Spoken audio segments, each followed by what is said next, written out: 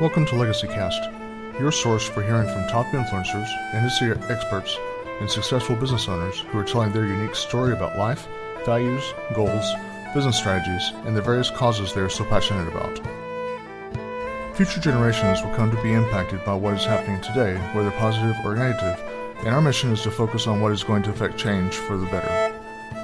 Hosted each weekday by James Snow, a former U.S. Army combat medic, now founder and principal advisor of James Advisors Group, a full-service financial planning firm in North Texas. This is Legacy Cast.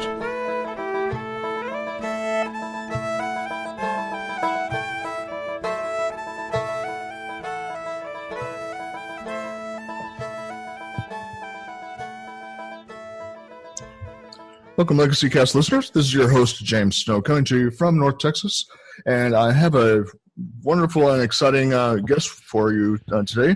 A gentleman by the name of Tommy Breedove. He's coming to us from the Atlanta, Georgia direction of the country, and hopefully he's having better weather than we are here in smolty and cooking North Texas. I think we're going to stay under 130 today, so we're in good shape, but I'm hoping that Tommy's having better luck down there in his direction. But here on Legacy Cast, obviously, we talk about what people are doing in their life that is going to make a difference, making lives of significance, really. And so that's something that actually is a term that Tom will be talking to you about today. So without further ado, I'll bring on our guest here. Welcome to the program, Tommy.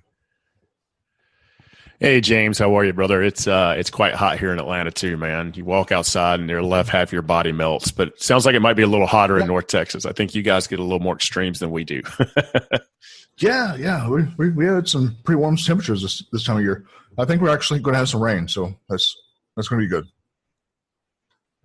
Yeah, that's great, man. I was actually at the University of Georgia football game on Saturday, and we were watching them because it was just barreling down heat, 3:30. Mm-hmm. I'm sure people were having adult beverages, and they were just carrying people out left and right because it was so hot, man. So we were late. I bet. It's just crazy. Wow. It's hot here. How it gets. So, yeah. Mm-hmm. Yeah, so, kind of get on the point of, sort of some of what we're going to talk about here. When we talk about legacy, obviously that's going to mean a lot of things to a lot of people. For some people, it's a financial thing. For some people, it's, what are you teaching your kids, or what are you teaching, the next generation that's going to follow behind us? In businesses, obviously we want to build a business so that it's going to last for a while. And then, ideally we're going to leave that to someone so that they can carry it on. And so that's some people's legacy. What does it mean to you though? Legacy for me means leaving something bigger and better than Tommy Breedlove, just me or my ego, or I don't really need statues built of me. I don't need. So for me, that means I've created something called the Choose Goodness Movement, and it's all about the power of your choice and knowing that you can take conscious, you know that you're making the choice, you have the right to choose, and making a choice for yourself, someone else, or community in the name of goodness. And for me, goodness means just something that, doesn't harm someone else or oppress someone else, something that moves the ball forward for yourself, something you care about or your community. And so I've created this movement, and there's multiple, there's education underneath it, there's investments in startups underneath it, there's books coming out underneath it. But for me, the financial goals, the personal goals, it all goes back to leaving a legacy so that particular movement can live in perpetuity, so that people can truly understand that one of the true powers that we have in this life is the power of choice, and how to use our decisions and choices to improve ourselves and society, man. So that's what legacy means to me, brother. That's a good answer. And I like the fact that you were including the word choose, because there's so much power in that. People don't really realize just how much control we have in what we're able to affect in our lives, and it comes down to the choice. And you can choose either to live the scarcity mindset life, or you can choose the abundance mindset life. And so many people have unfortunately bought into the former and not the latter. That's part of what I'm passionate about, is breaking that cycle of what I call the big lie of finance. That we've been taught, we have to go to that 9-to-5 job, and we follow that job for 40 years if we're lucky, and then at some point we step away from that, and we get to go home and live like our second childhood again, without supervision. And And ultimately, we want to get to the end with a little bit left in the tank. And unfortunately, most people get to the end with nothing in the tank. And, they're basically living off of some sort of, entitlement program at that point. And so that's why I call it the big lie, because there's so much more involved. And it's not just the, work 9 to 5 for 40 years, save up for a retirement, and then you're going to be good. Because nowadays that's just not enough. It's not enough. And so many people are entrepreneurs now that, if you just do it the right way, my goodness, I mean, you can build up such a legacy that you're able to equip your children, if you're blessed with children, and be able to equip them so that they're able to lead their life better than we had it, and then they can leave something for their children that's better than they had it. And that really is a true meaning of legacy, not just on a financial level, but across the board, like you're mentioning. 100%, man. In a former life, I spent, and I still get asked to do this today, I spent, I would say, a significant amount of my career as a partner in a large financial consulting and public accounting firm. And one of the decisions we helped a lot of our clients make is whether to buy and sell their companies. We represented a lot of larger middle market companies everywhere, anything from 5 million in revenue all the way up to 500 million. And sometimes when you talk about building a legacy, the easy thing to do sometimes is to sell your company, make a lot of money, and then hope that builds the legacy for you, their family, and their futures. And sometimes not selling it might be, building something in perpetuity, whatever kind of company it is, for your family. But people don't realize it's just not about the company and finances. It's also about employing people. It's also about putting whatever product out in the world that people need. And so it's a bigger decision than just buying and selling your company. But legacy is about the power of choice, the choices we make, and how do we leave something greater than ourselves in perpetuity. So I think you were spot on. And there is a big lie in this world. So I totally agree with you in that regard too, brother. Yeah, and part of that, what I was calling the big lie is, we're listening to people who themselves are broke and they're giving us financial advice. And so many people are listening to it. It's what I've lovingly sort of coined the water cooler advice, or the coffee pot advice.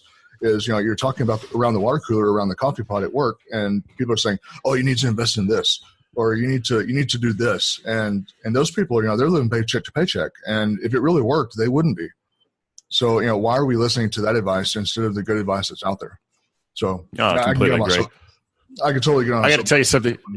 I got to tell you something funny that happened to me this morning. I'm involved in a men's mastermind group, and one of the guys, and this is not picking on him, but this was just so funny. He's got his hands. He's a very good real estate guy. But one of the things he was saying is how he was scared of the stock market and being able to control the stock market and not know what's going on. And he wants to do a little more advanced stuff like options and all this other stuff. And he's like insecure about his money and where it's going. But in the very next comment, he's like, yeah, and I'm a financial coach. I'm like, well, if you're coming in with uncertainty about markets and what you're doing, it's probably not the best time for you to be coaching others, because you've already got this scarcity mindset going. You're fearful of the market. You're fearful of downturns, and that will come through to your clients. So maybe being a financial coach is not the best thing for you at this time. And I'm not picking on him. It was just really interesting. There's a lot of people out there giving advice that they need to be seeking advice, not giving advice. True. And half of them, have a radio program, not to pick on too many people, but you guys hear, on Saturdays, on the AM stations, there's so many radio programs about, different people giving finance advice, and maybe they shouldn't, but, again, that's neither here nor there, right? That's a rabbit trail. That's a rabbit trail I'm not going to get. So when you're considering what you're doing within your own space and your family, obviously you feel like it's important that everyone consider what that impact is going to have on the legacy, right? Oh, always. And so my space these days is to help mostly men, but sometimes men and women. And these are usually managers, executives, owners of their own company. It's how do they achieve meaning and happiness in their life, fulfillment, build that legacy, both financially and personally. But also, how do you do that without compromising your ambition or financial success? And so people think that purpose, meaning, balance in life, fulfillment, spiritual realization, emotional realization has to come at the expense of ambition and financial success. It's complete nonsense.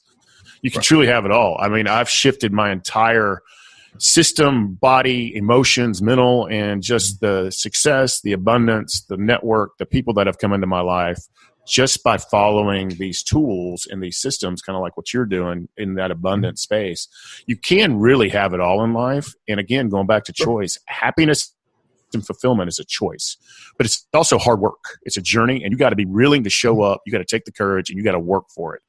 Legacy, meaning, balance, happiness, financial net worth, it doesn't come for the lazy, the apathetic. And so it's all about people who are willing to do the hard work, to learn to open themselves up, and candidly look in the mirror and have a serious discussion with yourself and not let your ego and pride get in the way of really building something great. So, but it does take courage, and change takes courage. So I'll get off my soapbox now. So that's what I'm all about, brother. Yeah, you kind of touched on a little point there that I wanted to sort of sit on before moving on to the next topic. And you were mentioning, how your beliefs and your faith, some people try to keep that separate of their financial ambition, and really those I agree with you. Those things should be very integral to it. I personally, my faith is at the center of my business and the reason why I do what I do and why I'm doing it, because I'm instructed within my faith that I should leave a legacy for at least 2 to 3 generations. And so I've just taken that a step further, and I want to leave that for 4, 5, 6 generations, because I do have ambition. And so if it's going to work for 3 generations, it should be able to work for 5, just with more work. So that's beautiful. And it's beautiful. And we're one stew. I mean, especially, it doesn't matter to me what spiritual faith that you follow. It could be God, it could be Jesus, it could be universal intelligence, it could be spirit, whatever you prescribe to. We are one system: mental, emotional, spiritual, physical, and it's all energy, and it's all beautiful energy. Yeah. And to separate one from the other and think that it's like taking out, do you want your right arm or your left arm? Well, I want both arms, because I operate better with both arms. And to me, it's integral as well. And it's very interesting. I have a couple of friends that are basically Native American shamans, for lack of a better word. And what I've learned from those guys is it's similar to what you just said, and this is ancient wisdom if you follow the great spiritual traditions, is they always, every decision that the tribe made had the 5th generation in mind. And that's exactly what you're talking about with your faith. And I think it's beautiful, and it has to be done in one big stew, right? You can't separate one from the other, because what's it all mean then? And spirituality is the true meaning of fulfillment in life. It's why we look up at the stars, right? I mean, it's beautiful. True. And, so often I think here in the States, in the U.S., it unfortunately has become a little bit more foreign, because I guess maybe because we're a young country, everything is very instantaneous to us. We don't have 1,000-year-old buildings here, like they have in Europe. And so looking up and seeing that architectural legacy is not something we have.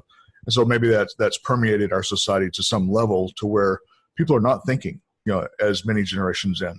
And perhaps that's a little bit of an excuse given, to Americans, but I feel like we need to bring that back, because it has been lost, at least here in our culture, and it does still exist in other cultures. So I have to assume that there has to be a reason, that we Americans have lost some of that. And unfortunately, these technology devices aren't helping us in that regard. Not at all.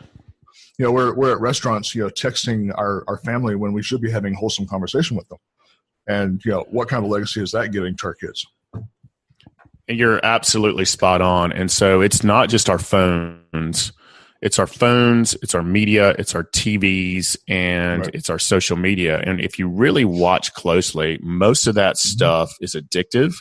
Most of that, try to pull your phone away from yourself for 24 hours. You will have physical withdrawal symptoms, just like a drug would give you. It's remarkable how they've built these, and social media is a part of that. Phones are a part of that. Video games are a part of that. Media is a part of that. And also a lot of that stuff is to scare you or make us compare ourselves to everybody else.